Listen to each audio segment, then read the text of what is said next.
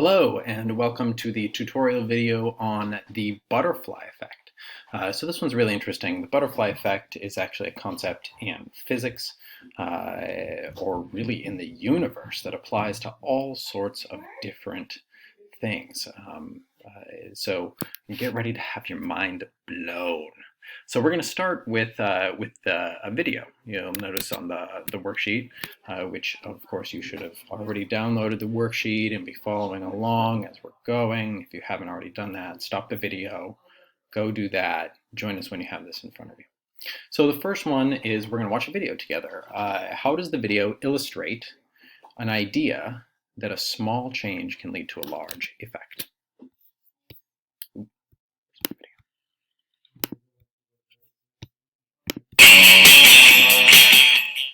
Everybody knows about playing with dominoes, but what you may not know is that a domino can knock over another domino, which is about 1.5 times larger.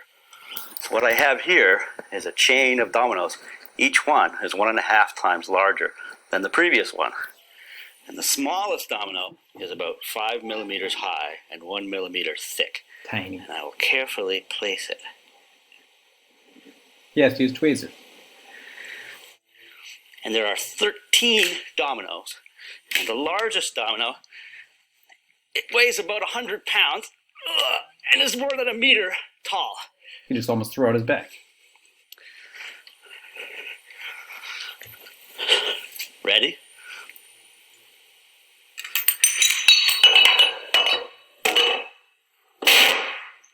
Boom. I think you just cracked the floor. That was 13 dominoes. If I had 29 dominoes, the last domino would be as tall as the Empire State Building. So, small change. Think about how small that initial domino was, and yet it was able to literally shake the ground when run through a chain reaction. And that's what we're here to talk about today. This video is an example of the butterfly effect, which is when a small change in the initial condition can cause a chain reaction of events, each one that multiplies the effect, so that you end up with a really big difference in the outcome. But in order to really understand this, what are we talking about here? We're talking about cause and effect, and in particular, a chain of causality. Most of the time in science, we talk about a single cause, a single effect, because that's the way that we run experiments, right? We want to control everything else, and we're looking at these really tiny relationships. But in reality, most causes can be effects themselves, right? They come from somewhere, and most effects, they can cause something else to happen in this sort of butterfly effect, where one thing doesn't have just one effect. It leads to all sorts of different things happening. So, for example, let's say that the ultimate effect here is that you get an IP in a class, or you fail a class. Why did that happen? Well, maybe the most proximal cause is that you didn't do the final project. Maybe that's why, right? But there's a reason why you didn't do the final project. Why didn't you do the final project? This is where normally I would ask you guys to be filling in the blanks. This activity is more fun when it's in a whole class. But maybe, there's a bunch of different reasons, but maybe you didn't do the final project because you didn't have enough time, right? Oh, I hear this one from students all the time. Oh, I didn't have time to do that big project, Mr. Ben. But why didn't you have time? Right? Why didn't you have time? Maybe it's because there was only a couple of days left in the cycle, right?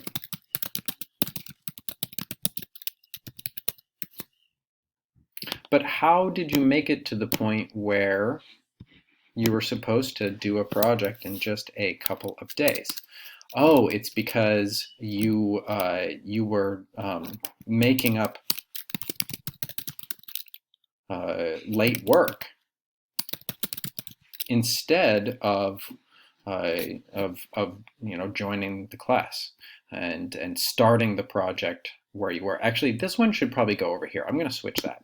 So this one, making up late work, let's take that and let's put it over here. And this one is going to be that you didn't start on time. And why didn't you start on time? It's because you were making up late work. It's because you were behind from, all sorts of other stuff that you were doing from before, right? So it might look like on the surface, oh, I failed the class because I just didn't do the project and I just didn't have enough time. But in reality, it's deeper than that, right? The reason that you didn't have enough time goes all the way back to decisions that you made, 2 weeks into the cycle. This is just one example of a butterfly effect. Almost every single thing has a reason why it happens. This is what science is based off of. Some things happen for no reason, but most things, there's a reason why they occur. That's what science is based off of, is that every effect has a cause.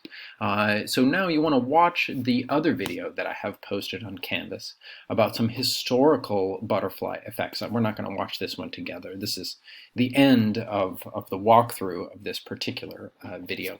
So do that one on your own. Watch the video on Canvas about some historical butterfly effects and pick which one you think was the most interesting. There are a bunch of other examples too that I could throw out there that aren't even in the video, like the guy who invented the internet. He was just making sort of a server where he could talk with his colleagues, and he invented the internet. The guy who invented popsicles, he accidentally left a drink out on his porch overnight, and it froze with the mixer inside, and boom, the next day he had a popsicle.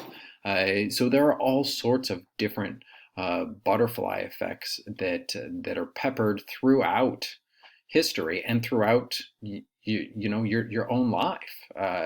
The different choices that you make, they matter, and they have different effects. And we're going to bring this back into ecology, and we're going to talk about how what happens to one small part of an ecosystem can actually end up influencing the outcome or the fate of an entire ecosystem.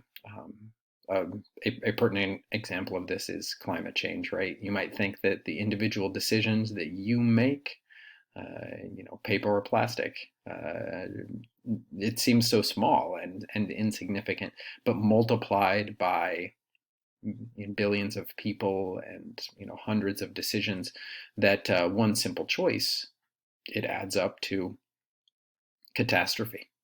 So go watch this other video.